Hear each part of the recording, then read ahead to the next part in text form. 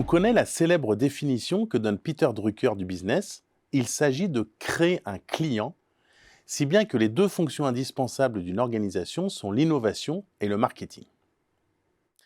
Le marketing, lui, ne s'embarrasse pas de clients, puisqu'il a inventé la notion de consommateur dans les années 30, la substituant d'ailleurs à celle de client. Si bien que dans certains domaines d'activité, comme le luxe, pour bien faire comprendre que l'on ne fait pas de marketing, on fait bien attention à ne pas parler de consommateur, mais de client. Dans un ouvrage passionnant sur l'histoire du marketing, Thibault Le Texier met en évidence l'ambivalence fondamentale du consommateur roi qui caractérise le marketing.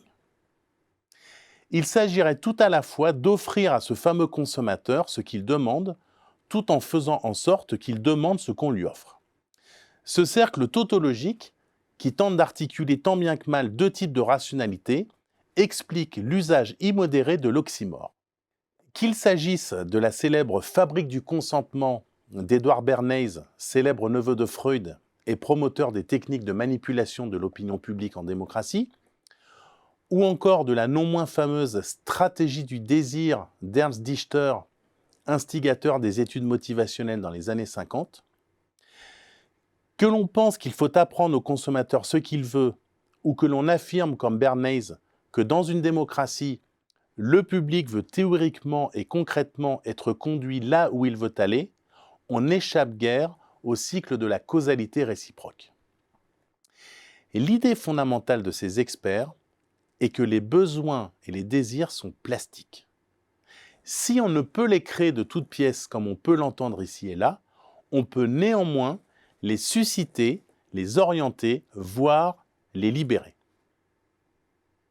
Comme le rappelle l'influent Philippe Kotler, les marketeurs peuvent promouvoir l'idée qu'une Mercedes répond aux besoins de statut social d'une personne, cependant, ils ne créent pas le besoin de statut social. Et contrairement à ce que racontent certains charlatans de l'époque, il n'est pas possible de changer la nature humaine, mais il est néanmoins possible, comme l'affirme Dichter, de modeler, corriger et contrôler les structures mentales. D'ailleurs, c'est bien ce dont la publicité et les marques se chargent de faire en s'appuyant tour à tour sur la force des habitudes, les opinions, les mythes et les pulsions. Mais cela ne signifie pas pour autant que l'on puisse manipuler le consommateur comme une marionnette. L'idée est simplement d'utiliser comme levier ses angoisses, sa peur d'être rejeté, son aversion au risque ou encore son envie de réussir. Il s'agit de tirer parti des failles et des imperfections humaines, mais non de les corriger. Et c'est pourquoi, comme le dit très justement Le Texier, le consommateur est un roi, mais un roi sans pouvoir, autre que celui de son pouvoir d'achat. Certes, des lieux sont conçus pour lui, mais il n'y est qu'invité, sous surveillance, et ne peut jamais y être seul. Les privilèges et exclusivités qu'on lui promet sans cesse sont toujours sous condition. C'est donc un roi isolé parmi d'autres rois, dont les voix ne portent que s'il chante en chœur. C'est pourquoi le véritable projet du marketing consiste à gouverner une société de consommateurs. Et c'est ici que la différence entre le consommateur et le client importe au plus haut point. Le consommateur n'est pas, contrairement au client, défini par sa relation à un commerçant ou un fournisseur.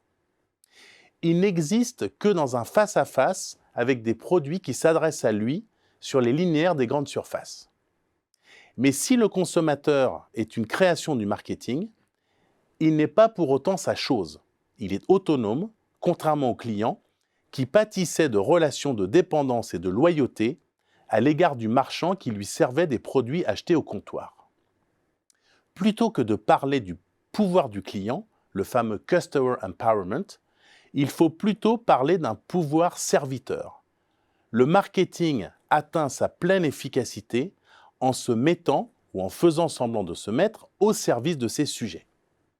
Il n'est après tout qu'un pouvoir non coercitif dont les moyens de pression sont essentiellement symboliques.